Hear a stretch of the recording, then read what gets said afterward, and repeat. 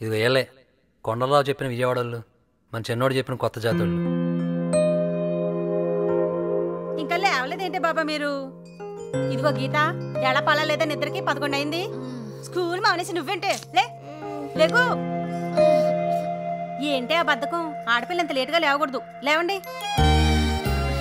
నాకు ఇష్టమైనవి 2 ఒకటి నిద్ర, 2 మంచి మొగుడు. బాగుంది. ఎలాగో మీ అక్క పెళ్లి కుదిరింది కదా, ఆ పెళ్లిలోనే ఎవరొకరిని చూసి నీకు కూడా చేసేద్దాం. నాకు ఎలాంటి వాడు కావాలో నాకు తెలుసు.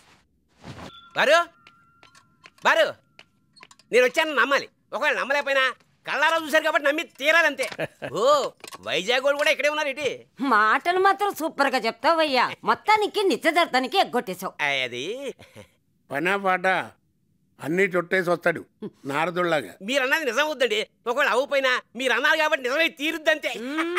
ఇవి మాత్రం బాగా చెప్తావు. గజ్జికాయలు. సీత ఎలా ఉంది అన్నయ్య గారు? అది సీత బాగుంటుంది. ఒకవేళ బాగోపోయినా అది సీత కాబట్టి బాగుండి తిరుగుతుంది అంతే.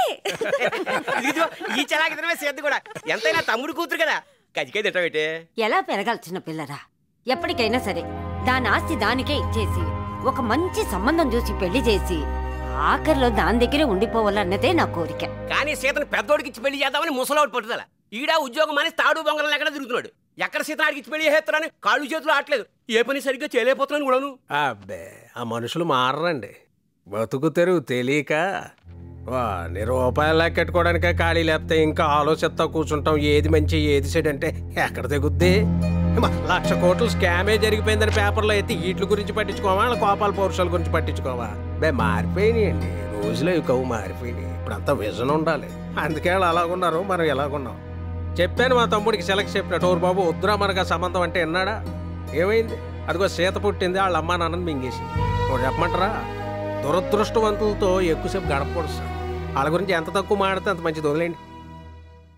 అలా అని చెప్పి మా రేలంగన్నయ్య గారిని పెళ్లికి పిల్లడం మానేస్తారా ఏంటి? ఏటది? ఆహ్వాన పత్రిక. అదే పట్టుకెళ్ళవా?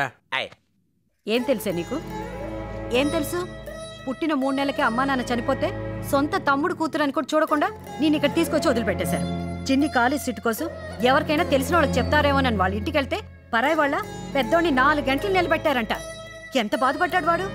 ఎప్పటికప్పుడు ఇలాగే చేశారు. ఎప్పుడైనా మన మనుషులా చూసారా?